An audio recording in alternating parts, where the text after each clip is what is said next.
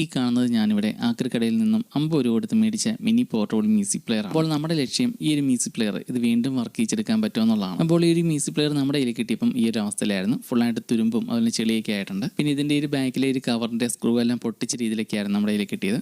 Screw അടിച്ച് open ആക്കുന്നതിന് പകരം ഇത് കുത്തിപ്പൊളിച്ചെടുക്കുക അങ്ങനെ എന്തോ ചെയ്താണെന്ന് തോന്നുന്നു.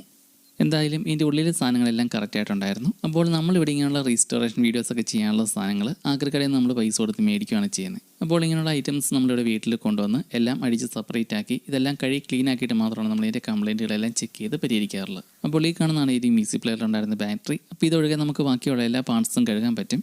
അപ്പോൾ ഈ ഒരു ബാറ്ററി ഒന്ന് ക്ലീൻ ചെയ്തിട്ട് നമുക്കൊന്ന് ചാർജ് ചെയ്ത് നോക്കാം ഇതിൻ്റെ അവസ്ഥ എന്താണെന്ന് അറിയാനായിട്ട്. എന്തായാലും ഈ ഒരു മ്യൂസിക് പ്ലെയറിൻ്റെ ഒറിജിനൽ ബാറ്ററി ഇതായിരുന്നില്ല. ആദ്യത്തെ ബാറ്ററി കംപ്ലൈൻറ്റ് ആയപ്പം രണ്ടാമത് റീപ്ലേസ് ചെയ്താണെന്ന് തോന്നുന്നത്. അതുപോലെ ഞാനിവിടെ എപ്പം വീഡിയോ എടുക്കാൻ ഇറങ്ങിയാലും വീട്ടിലെ പട്ടിക്കുഞ്ഞിനെ വീഡിയോയിലൊന്നും മുഖം കാണിച്ചില്ലെങ്കിൽ ഒരു സമാധാനമില്ല. ഇങ്ങനെ വന്ന് സൈഡ് പറ്റി നിന്ന് എന്തെങ്കിലും സാധനം കടിച്ചുകൊണ്ടാണ് പോകുള്ളൂ. അപ്പോൾ ഈ ഒരു മ്യൂസിക് പ്ലെയറിൻ്റെ ഈ ഒരു സ്പീക്കർ കിറ്റിലെല്ലാം നല്ല രീതിയിൽ തുരുമ്പായിട്ടുണ്ടായിരുന്നു. അപ്പോൾ ഇത് ഇളകി കിട്ടാനായിട്ട് നമ്മളിവിടെ WD-40 എല്ലായിടത്തും നിന്ന് സ്പ്രേ ചെയ്ത് കൊടുത്തിട്ടുണ്ട്. അപ്പോൾ ഇനി അടുത്തായിട്ട് നമുക്ക് ഇതെല്ലാം കഴുകി ക്ലീൻ ആക്കി എടുക്കാനുള്ളതാണ്.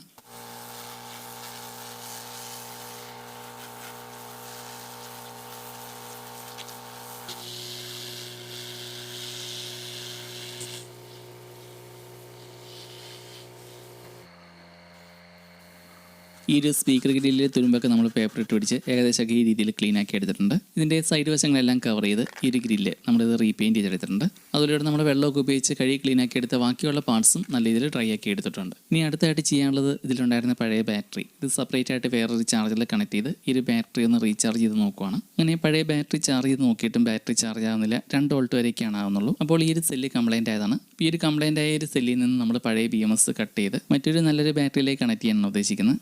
അങ്ങനെ ഇപ്പോൾ നമ്മൾ ഈ ഒരു പഴയ BMS ബോർഡ് നല്ല ബാറ്ററിയിലേക്ക് കണക്ട് ചെയ്തിട്ടുണ്ട്. അങ്ങനെ നമ്മൾ ഇതിൽ നിന്ന് അടിച്ചെടുത്ത എല്ലാം പഴയ പോലെ എല്ലാം റീഫിറ്റ് ചെയ്ത് ഇതിൻ്റെ ബാറ്ററി കണക്ട് ചെയ്തപ്പം ഇപ്പോൾ നല്ല അടിപൊളിയായിട്ട് വർക്ക് ചെയ്യുന്നുണ്ട്. ഇതിൽ ബ്ലൂടൂത്ത് ഇല്ലെന്നുള്ളൊരു കുറവ് മാത്രമേ ഉള്ളൂ. ബാക്കിയുള്ള എല്ലാ ഓപ്ഷൻസും ഉണ്ട്. ചിൽഡ്രൻസ് ഹോമിൽ എത്തണം 400. FM റേഡിയൊക്കെ നല്ല പക്ക ക്ലിയറായിട്ട് കിട്ടുന്നുണ്ട്. അപ്പോൾ ആരോ ആക്രിക്കടയിൽ കൊടുത്ത് ഒഴിവാക്കിയ ഒരു മ്യൂസിക് പ്ലെയർ നമ്മൾ ഫൈനലായിട്ട് ഈ കാണുന്ന രീതിയിലേക്ക് ആക്കിയെടുത്തു. അപ്പോൾ ഇതിൻ്റെ ഫുൾ ഡീറ്റെയിൽ ആയിട്ടുള്ള വീഡിയോ കാണാൻ താല്പര്യമുണ്ടെങ്കിൽ നമ്മുടെ യൂട്യൂബ് ചാനലിലോ അല്ലെങ്കിൽ ഫേസ്ബുക്കിലോ നോക്കിയാൽ മതി. ഡീറ്റെയിൽ വീഡിയോ ഉണ്ട്.